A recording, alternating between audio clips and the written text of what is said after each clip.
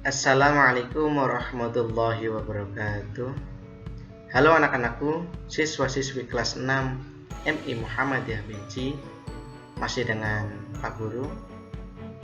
Pada kesempatan kali ini kita akan belajar materi fikih, yaitu memilih minuman yang halal dan menghindari minuman yang haram. Pada materi sebelumnya kita sudah belajar tentang makanan yang halal dan haram. Nah, sekarang kita belajar minuman yang halal dan minuman yang haram. Minuman yang halal itu semua jenis minuman yang terbuat dari bahan-bahan yang dihalalkan. Walaupun misalnya bercampur dengan sesuatu, namun sesuatu itu juga termasuk sesuatu yang halal, seperti kopi, teh, dan lain sebagainya. Minum secara bahasa berarti menengguk barang cair dengan mulut, sedangkan minuman adalah segala sesuatu yang dibolehkan untuk diminum. Dalam bahasa Arab, minum berasal dari kata al-ashribah, dan jamaknya asyarab, yang artinya minuman. Sedangkan dalam ensiklopedia hukum Islam diartikan dengan jenis air atau zat cair yang bisa diminum. Kemudian hukum minuman halal, pada dasarnya segala sesuatu yang diciptakan oleh Allah itu bagi manusia adalah mubah atau dibolehkan sebelum ada dalil yang melarangnya. Kemudian minuman itu baik dan halal untuk dikonsumsi asalkan sesuai dengan syariat dan ketentuannya. Minuman yang halal itu tidak mendekatkan diri kita kepada syaitan. Di dalam Quran surat Al-Baqarah ayat 168, Allah berfirman yang artinya, wahai manusia, makanlah dari makanan yang halal dan baik yang terdapat di bumi, dan janganlah kamu mengikuti langkah-langkah setan. Sungguh setan itu musuh yang nyata bagimu. Nah, adapun jenis-jenis minuman yang halal ini dibagi menjadi 4 macam. Yang pertama, semua jenis air atau cairan yang tidak membahayakan bagi kehidupan manusia. Di sini contohnya 3, minuman dengan air alami dari sumbernya, dari air sumur, air mata air, air sungai, air hujan. Kemudian minuman dengan air bercampur dengan benda lain yang halal.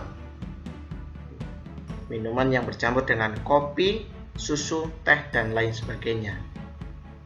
Kemudian minuman melalui proses kimia, misalnya minuman berkarbonasi seperti Sprite, Coca-Cola, Fanta, dan lain sebagainya.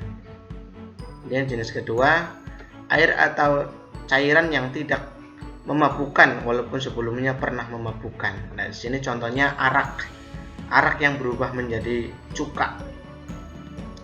Arak itu sebelumnya haram, tapi berubah menjadi cuka yang halal.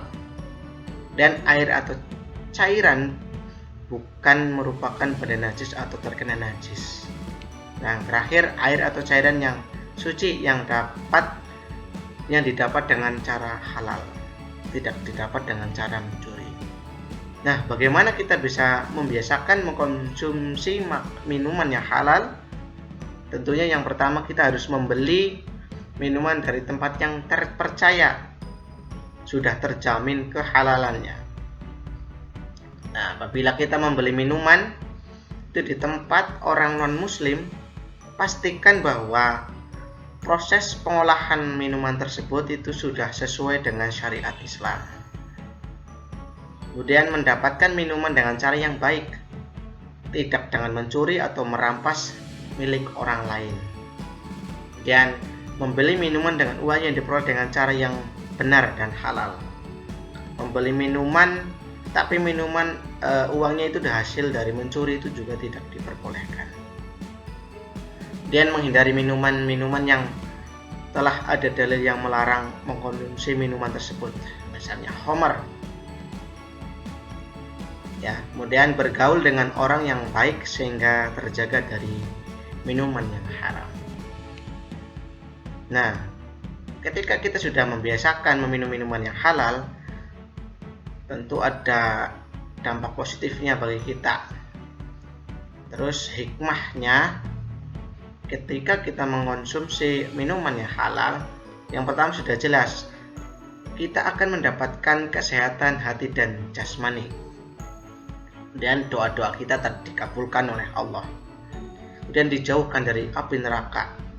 Ya, sebagaimana dijelaskan dalam sebuah hadis yang artinya, siapa yang dagingnya tumbuh dari pekerjaan yang tidak halal, maka neraka pantas untuknya. Terus hikmah yang lain, minuman yang halal menumbuhkan perbuatan yang baik. Itu untuk minuman yang halal. Sekarang minuman yang haram. Minuman yang haram adalah minuman yang dilarang diminum oleh umat Islam karena mudaratnya itu lebih besar daripada manfaatnya.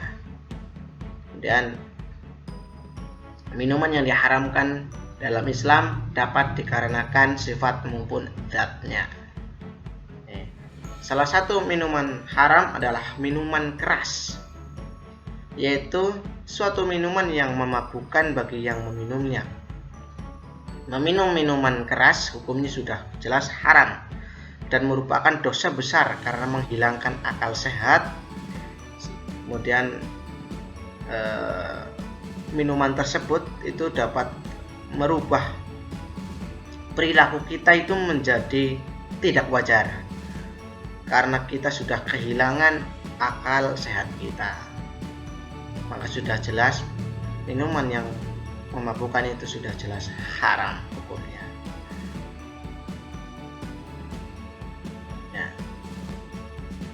Disebabkan oleh apa minuman tersebut itu menjadi haram? Nih, ada beberapa sebab ya. Yang pertama itu dikonsumsi secara berlebihan, karena Allah itu tidak suka orang-orang yang melampaui batas. Kemudian ketika diri kita mabuk, itu dapat menghilangkan akal dan kesadaran seseorang. Kemudian termasuk zat atau kotoran yang diharamkan, merupakan hak orang lain yang tidak boleh diminum sembarangan tanpa izin orang yang memilikinya. Nih, jangan asal comot ketika melihat minuman yang enak. Boleh jadi itu minuman punya teman kita yang ketika kita minum itu tidak boleh oleh si pemiliknya, maka minuman itu menjadi haram. Dia menjijikan dan tidak sepantasnya dikonsumsi oleh manusia, membahayakan kesehatan maupun nyawa manusia jika dikonsumsi. Nah, tadi Rasulullah bersabda, tiap-tiap yang memabukkan hukumnya haram. Entah itu fermentasi, misalnya air kelapa, air nira difermentasi menjadi minuman yang memabukkan, itu semuanya haram. Nah, jenis-jenis minuman yang haram, yang pertama itu berasal dari darah. Segala jenis darah itu haram. Kemudian khamar itu segala sesuatu yang memabukkan. Ya, kemudian minuman yang diminum dengan bejana emas itu diharamkan karena tempat minumnya itu berasal dari bejana emas. Itu kan tidak diperbolehkan. Kemudian minuman yang membahayakan diri, contohnya racun, ketika diminum bisa jadi kita mual-mual atau bahkan lebih buruknya lagi kita bisa meninggal dunia. Dan minuman yang diambil dari orang lain tanpa izin itu juga termasuk. Minuman yang mengandung zat yang diharamkan, tercampur darah atau air liur anjing, itu juga diharamkan. Dan minuman yang tercampur najis, darah ataupun bangkai. Dan minuman yang mengandung efek psikotropika, mengandung obat bius yang dapat menghilangkan akal ataupun merusak akal kita. Nah, bagaimana kita bisa menghindari minuman yang haram? Yang pertama, memiliki keyakinan bahwa minuman haram itu tidak baik bagi kesehatan tubuh kita, dan hendaknya tidak makan dan minum yang hasil dari maksiat. Dan sebaiknya makan dan minum secukupnya, menghalalkan segala cara untuk mendapatkan makanan dan minuman, tidak tertarik untuk mencoba mengkonsumsi minuman haram,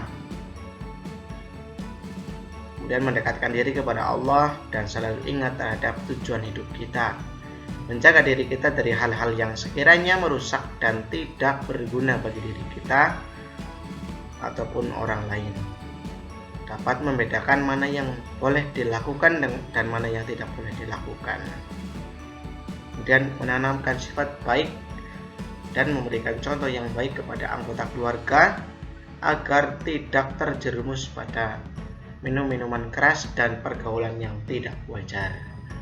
Itu cara menghindari dan meminum minuman yang haram. Lalu apa dampaknya ketika kita mengkonsumsi minuman yang haram? Yang pertama, akan mendapatkan murkanya Allah, mendapat azab dari Allah baik di dunia maupun di akhirat. Hati tertutup sebab tidak menerima hidayah dan petunjuk dari Allah.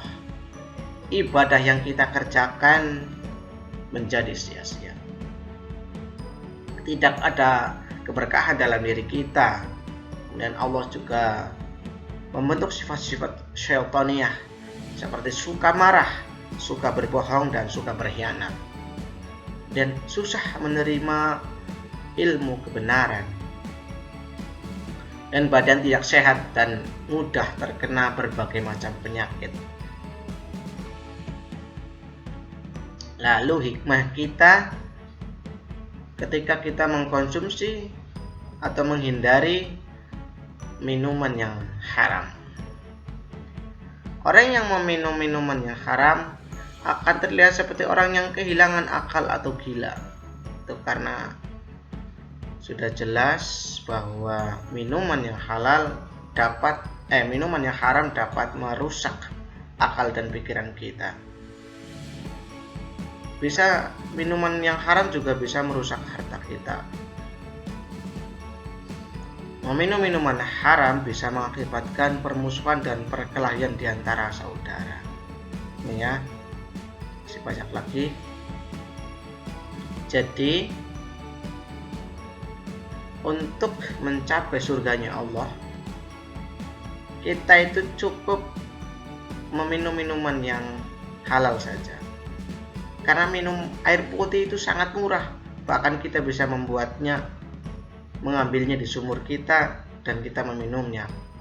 Minuman yang haram itu harganya saja sudah mahal. Sudah mahal kita mendapatkan dosa. Jadi pada kesimpulannya, surga dan neraka itu lebih mahal neraka daripada surga. Karena untuk mencapai neraka kita mengeluarkan banyak uang untuk meminum minuman yang haram. Sementara untuk mencapai surga kita cukup minum yang halal. Nah, seperti itu. Cukup sekian dari Pak Guru.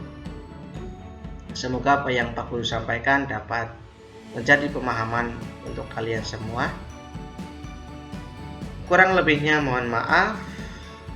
Banyak kesalahan datangnya dari pribadi Pak Guru dan banyak datangnya kesempurnaan datangnya dari Allah Subhanahu wa taala. Wal 'afu minkum. Wassalamualaikum warahmatullahi wabarakatuh.